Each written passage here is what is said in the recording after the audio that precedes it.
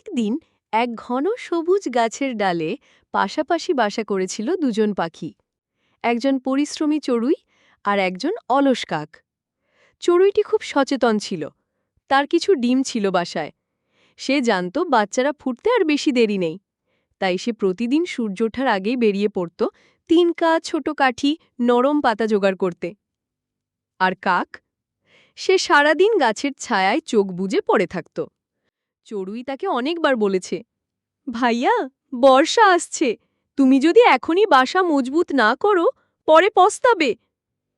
কিন্তু কাক হেসে বলতো, আরে থাক, এত টেনশনের কি আছে, যখন বৃষ্টি আসবে তখন দেখা যাবে। চড়ুই তখন নিজের বাসা বানানোতেই মন দিল। সে 1 মাস ধরে অক্লান্ত পরিশ্রম করল। ধীরে ধীরে সে বানিয়ে ফেলল এক মজবুত পরিপাটি বাসা। সব কিছু প্রস্তুত, এখন সে নিশ্চিন্ত। চড়ুইয়ের ডিম ফুটে 4টি ছোট্ট পাখি বের হল। সকলেই আনন্দে ভরে উঠল। মা চড়ুই হাসে, ওড়াউড়ি করে খাবার আনে। কিন্তু একদিন আকাশ কালো হয়ে এলো। বাতাস শুরু হলো জোরে জোরে বইতে।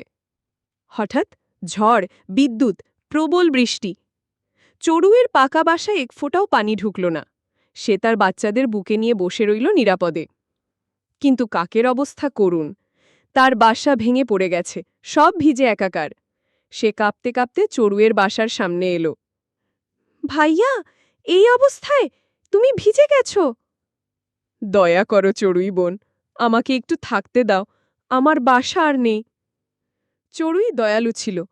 সে কাককে আশ্রয় দিল, বলল, চলো ভাইয়া, যতদিন বৃষ্টি থাকবে ততদিন এখানেই থাকো। কিন্তু কাকের তো আমোদ লেগে গেল। সে ভাবল, এই ঘরেই থাকি, এত আরাম আর এত খাবার। দিন যায়, কাক কেবল ঘুমায় আর খায়। চড়ুই কাজ করে, খাবার জোগাড় করে, বাচ্চাদের দেখে। একদিন চড়ুই তাকে বলল, ভাইয়া, বর্ষা শেষ, এবার চল তোমার নতুন বাসা গড়ি।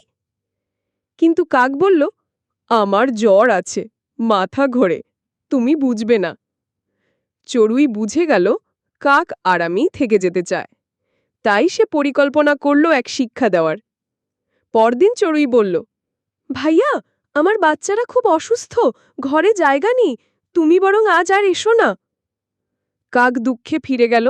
সে ক্ষুধার্ত ছিল, কাঁপছিল আর ভাবছিল, চড়ুই তো আমায় থাকতে দিল না, এখন কি করব? সেই প্রথমবার কাক নিজে খাবার খুঁজতে গেল। দেখতে দেখতে সে শিখে গেল, পরিশ্রম করলে ফল মেলে। নিজে খেয়ে শক্ত বাসা বানিয়ে একদিন সে সত্যিই নিজের জন্য গর্বিত বোধ করল। চড়ুই দূর থেকে তাকিয়ে দেখে হাসল। এই গল্প আমাদের শেখায়, আরামপ্রিয়তা নয়, পরিশ্রমেই আছে সত্যিকারের আনন্দ ও সফলতা। নিজের জীবন নিজেই গড়তে হয়, অন্যের ঘরে থেকে সুখ চিরস্থায়ী হয় না।